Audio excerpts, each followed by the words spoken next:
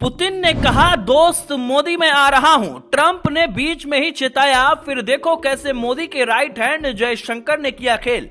Putin के आने से पहले ही जयशंकर पहुंच गए मॉस्को, फिर वहीं से तैयार किया सुपरहिट प्लान। ट्रंप भी हो गए होंगे हैरान। जब देश की बात आती है तो अजीत डोभाल ढाल बनकर खड़े हो जाते हैं, और जब विदेश की बात आती है तो इस जयशंकर पूरी कहानी को पलट देते हैं। लगातार अमेरिका की तरफ से दबाव बनाया जा रहा था। भारत को लेकर कहा जा रहा था कि ज्यादा टैरिफ लगाए जाएंगे अगर पुतिन के साथ किसी तरीके के रिश्ते बढ़ाए गए। मगर जब इसी बीच एस जयशंकर मॉस्को पहुंच गए तो फिर दुनिया हैरान रह गई, खासकर अमेरिका। पुतिन पहले भी कह चुके हैं कि भारत और रूस की दोस्ती अच्छी नहीं है। दोनों जिस तरीके से व्यापार कर रहे हैं उसकी वजह से अमेरिका लंबे वक्त से निशाने पर लेता रहा है। मगर अब मॉस्को पहुंचने के बाद एस जयशंकर ने ऐसा फॉर्मूला तैयार किया कि ट्रंप भी मान गए। वहीं दूसरी तरफ प्रधानमंत्री नरेंद्र मोदी को पुतिन का फोन आया, जिसमें उन्होंने कहा कि मैं आ रहा हूं।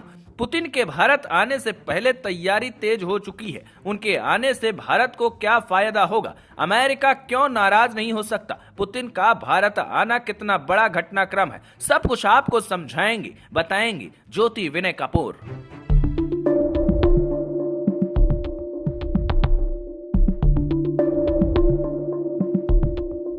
नमस्ते दोस्तों, आपके साथ मैं हूं ज्योति विनय कपूर।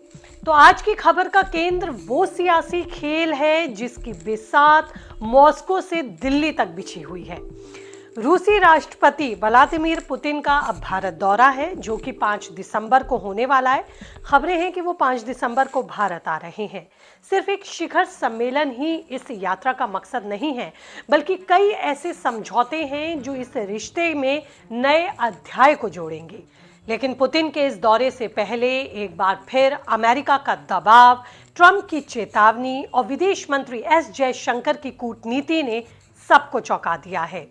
आइए देखते हैं कैसे जयशंकर ने अमेरिका को मनाया और पुतिन को दिल्ली बुलाया। ये समीकरण है दोस्ती के, व्यापार के और भारत की रणनीति के। देखिए, विदेश मंत्री एस जयशंकर ने मॉस्को पहुंचकर अपने रूसी समकक्ष सर्गेई लावरोव से मुलाकात की, लेकिन असल में ये पुतिन के दौरे की जमीन तैयार करने का मौका था। जयशंकर ने साफ कहा कि भारत शांति स्थापित करने की तमाम कोशिशों का समर्थन करता है, खासकर रूस यूक्रेन संघर्षों को रोकने को लेकर। उन्होंने भारत रूस संबंधों को अंतर्राष्ट्रीय संबंधों में स्थिरता का कारक बताया। दोनों देशों के बीच कई समझौते आगे होने हैं, जिसकी रणनीति और योजनाओं पर विस्तार से चर्चा हुई, जैसे ऊर्जा सहयोग, रक्षा सौदे और व्यापार वृद्धि।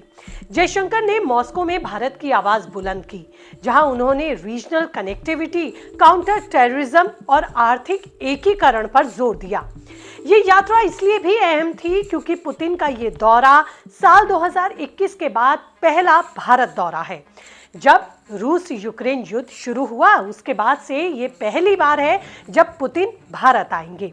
लेकिन पुतिन के दौरे पर अगर किसी की सबसे ज्यादा नजर है तो वो है अमेरिका। इसलिए अब अमेरिका की बात कर लेती हूँ, क्योंकि पुतिन के आने से पहले ही अमेरिका की तरफ से दबाव आना शुरू हो गया है।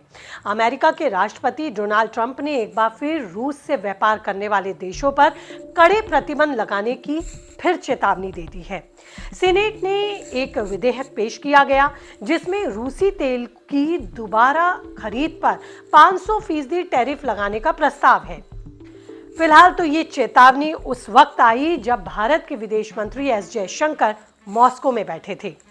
ट्रंप प्रशासन ने भारत पर पहले ही 50% टैरिफ लगाया हुआ है।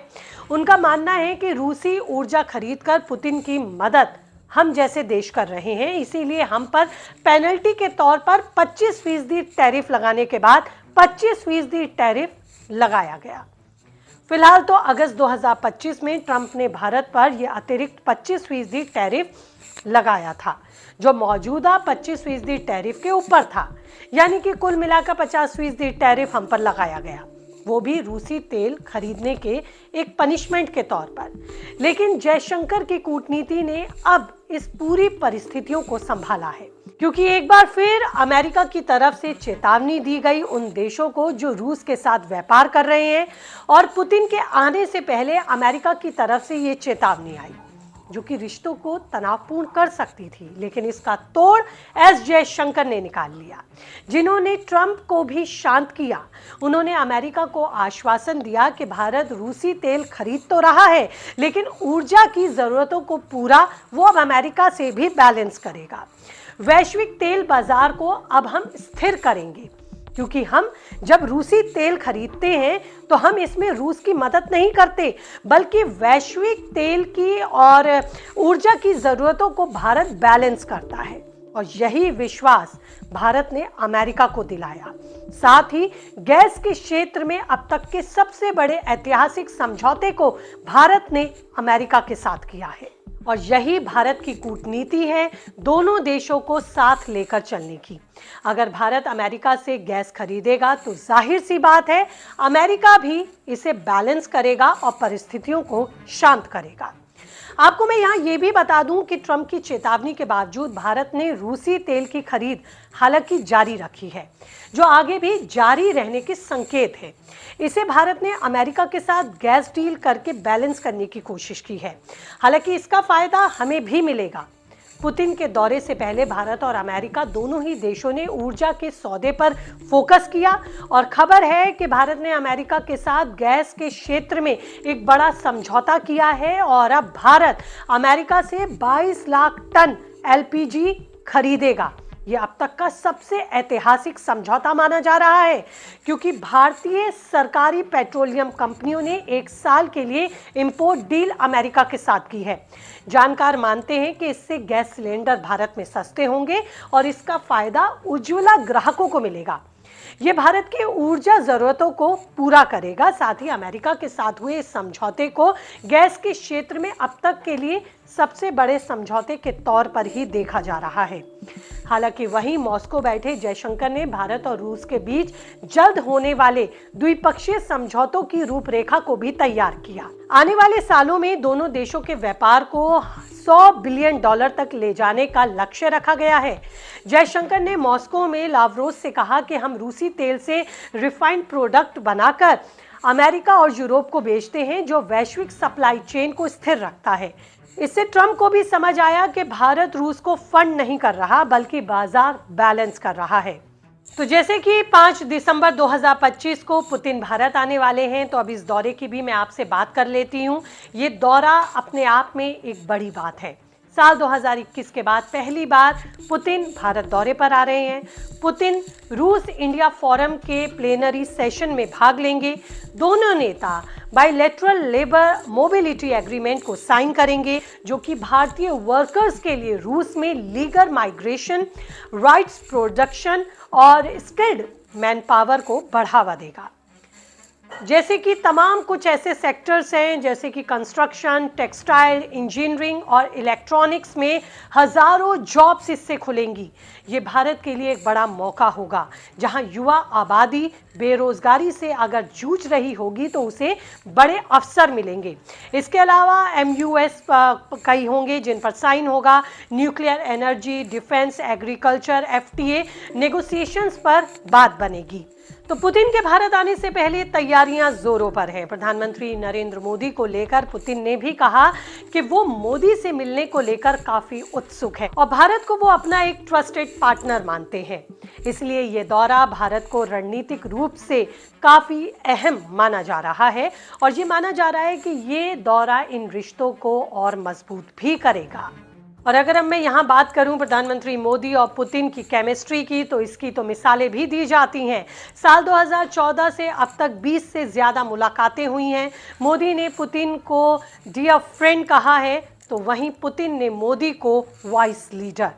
जुलाई 2024 में मोदी की मॉस्को यात्रा पर दोनों ने ही काफ़ी गर्मजोशी से एक दूसरे को गले लगाया था। चाय पर दोनों के बीच बातें हुई थी। वहीं SCO समिट में हाथ पकड़कर दोनों नेता चलते हुए दिखाई दिए थे। दुनिया के दो ताकतवर नेता जब एक साथ एक फ्रेम में नजर आते हैं तो फिर मीडिया का माहौल ही अलग होता है और दुनिया में मीडिया के कैमरे से एक अलग ही नजरिया देखने को मिलता है। भारत के विदेश मंत्री ने अमेरिका को भी साधने के लिए गैस खरीद का जिक्र करते हुए फिलहाल तो माहौल फेवर में करने की कोशिश की। मतलब अमेरिका भी नाराज ना हो और हम रूस से भी अपने रिश्तों के चलते अपने आर्थिक फायदों को साध सके। भारत और रूस फिर से मिलकर एक ताकतवर केमिस्ट्री बना सकते हैं, जिसका वैश्विक स्तर पर असर नजर आ सकता है। रक्षा समझौतों से लेकर दुनिया भर के व्यापारिक समझौते पुतिन के साथ भारत करने के लिए तैयार है। फिलहाल पुतिन का ये दौरा, जो कि प्रस्तावित माना जा रहा है 5 दिसंबर को, इसे लेकर काफी गहमा गहमी है। लेकिन ये दौरा भारत के संदर्भ में कितना असरदार साबित होगा, कितना प्रभावशाली या भारत के लिए कितना हित साधने वाला होगा, ये तो वक्त ही बताएगा। फिलहाल इन तमाम अपडेट्स पर रहेगी हमारी नजर। नई अपडेट्स के साथ जल्द होंगी आपसे रूबरू एक नई रिपोर्ट लेकर। फिलहाल इस रिपोर्ट में इतना ही। दीजिए इजाजत, रखिए अपना ख्याल। नमस्ते।